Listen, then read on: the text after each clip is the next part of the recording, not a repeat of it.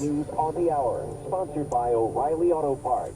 I'm Tammy McCormick. Delta Airlines says 2 of its workers have been killed in an explosion at a maintenance facility near Atlanta's airport.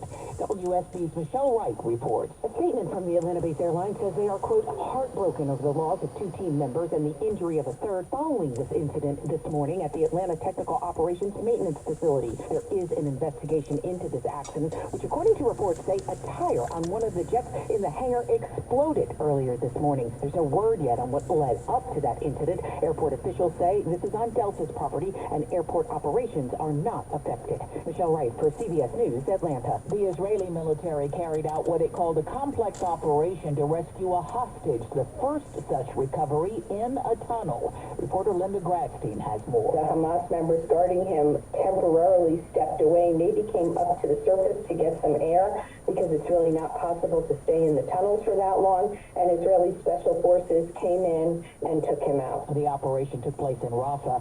There is extreme heat in the forecast for the middle part of the country. It's moving east, and preparations are already underway for kids returning to school.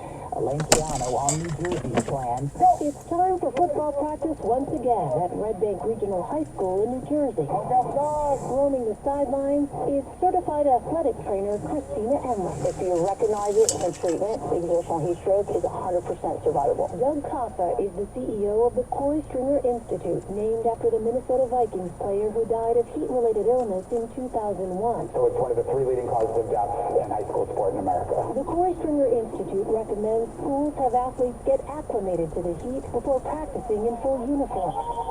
Take mandatory water breaks, and have a cooling tub to treat overheated players. The first rioter to enter the U.S. Capitol during the January 6th insurrection is facing sentencing and could get 4 years in prison.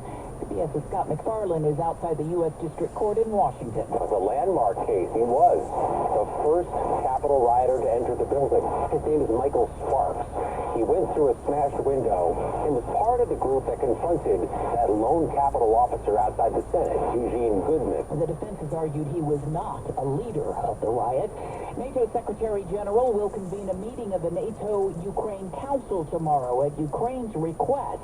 With Russia's bombardment continuing, Ukraine wants to use long-range weapons from Western allies to fight back.